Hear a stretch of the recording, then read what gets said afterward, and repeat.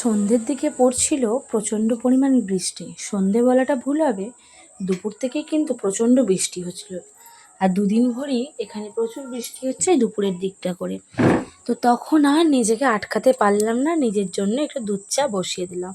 ওই যে বললাম না, ক্যাপশনটা দেখে বুঝতেই পেরেছো, এতটাই ভালোবাসি যে যতবার ভাবি ছেড়ে দেব কিন্তু ছাড়তে পারি না। সত্যি ভালোবাসা না ঠিক এরকমই হয়, ছাড়বো ভেবেও ছাড়তে পারি না। গ্রিন টি দুদিন খেতে না খেতেই ভাবলাম যে না, এত বৃষ্টি হচ্ছে, একটু সুন্দর করে ঘন ঘন করে দুধ চা বানাই। আর যেই ভাবা সেই কাজ, বানিয়ে খেয়ে ফেললাম। আর খাওয়ার পরে হয়ে গেল অ্যাসিডিটি। কিছু করার নেই, আবার ভাবতে লাগলাম না আর একদম খাবো না, দেখা যাক এটা আবার কদিন মানতে পারি। তো সন্ধেবেলা একটু হাঁটবো বলে উঠোনে নেমেছিলাম, তখন পড়ছিল বৃষ্টি। তো তারপরে অন্য কাজ মিটিয়ে আবার কিছুক্ষণ পরে দেখলাম বৃষ্টি পড়াটা বন্ধ হয়েছে। তখন এই যে যার জন্য হাঁটাহাঁটিটা করে নিচ্ছিলাম। তো এটা না করলে হবে না, এখন যেহেতু এটা করছি, বেশিক্ষণ নয়, মাত্র আধ ঘন্টার মতো। তারপরে এদিকে বাবু পড়াশোনা করছিল, ওর পড়াটা কমপ্লিট হয়নি দেখে ওকে বললাম ঠিক আছে তুই লিখে নে, আমি তোকে খাইয়ে দিই। আর যেহেতু অনেকটা রাত হয়ে যাচ্ছে, এবার তন্ময় চলে আসবে, এলে আমরাও খাওয়া দাওয়া করব, তার কারণে কিন্তু আমি ওকে খাওয়া দাওয়া করিয়ে দিচ্ছিলাম। আর দেখো বলতে বলতে মায়েরা কিন্তু চলেও এসেছে। তো মা কি বাজার করতে দিয়েছিল একজনকে, তো করে এনেছে, সেটাই আমাকে দেখাচ্ছে, বলছে দেখ কত কম টাকায় কত বাজার হয়েছে। এখন তো সবজি বাজারের দাম অনেকটাই কম, আমি ঠিক জানি না, আমার শাশুড়ি মা বলছিলেন, আর সেটাই বলছিল যে দেখ কত কমে কত জিনিস হয়েছে। তো ওরা চলে এসেছে, আমি একটু তাড়াহুড়ো করছি, বাবুকে একটু তাড়াহুড়ো করেই খাইয়ে দিচ্ছি, না হলে কিন্তু আবার আমাদেরও খাওয়ার সময় হয়ে যাবে। আর আমাদের এখানে শ্বশুরবাড়িতে একটু খাওয়া শোয়া একটু তাড়াতাড়িই হয়। তো যাই হোক, এটা হচ্ছে পরের দিনের ভিডিও। তো সকালবেলা ঘুম থেকে উঠে ব্রাশ করে নিচ্ছি, আর আমার স্কুলে দিতে যাওয়ার কথা ছিল বাবুকে, যার কারণে কিন্তু আজকে অনেকটা সকালেই উঠে পড়েছি।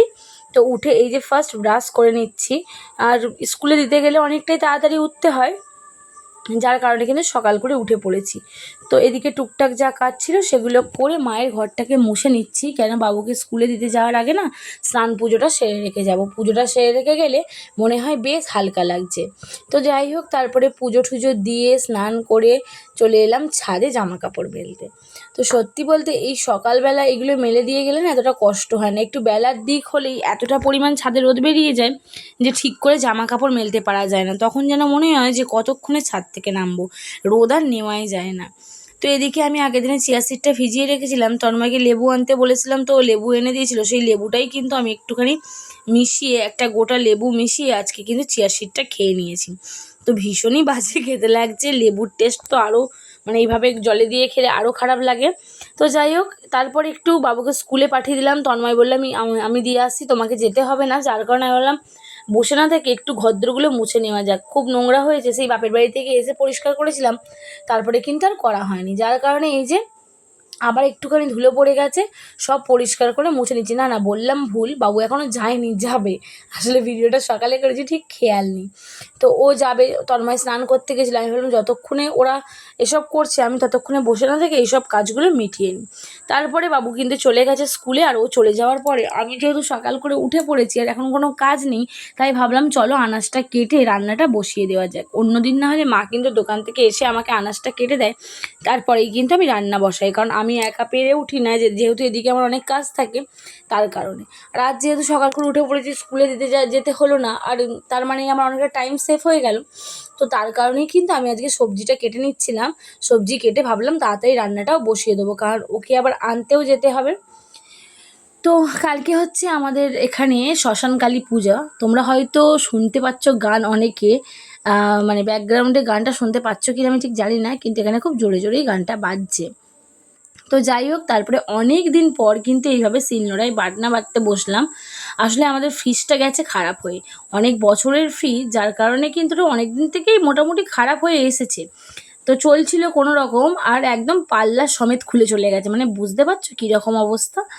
আর আমি তো বাটনা বেটে ফ্রিজে রেখে দিই স্টোর করে একদম 1 সপ্তাহ 2 সপ্তাহের জন্য, আর যার কারণে কিন্তু আমাকে এখন রোজেই বাটনা বাটতে হবে যতক্ষণ না ফ্রিজটা হচ্ছে। তো এই মুহূর্তে তো সম্ভব নয়, জানি না কবে হবে, তন্ময় বললো কটা দিন যাক তারপরে কিনবো। তো যাই হোক, এদিকে আমার কোটাকুটি হয়ে গেছে, এদিকে রান্নাটাও করে নিচ্ছি, তারপরে কিন্তু আমি এদিকে রেডি হচ্ছিলাম বাবুকে আনতে যাব বলে।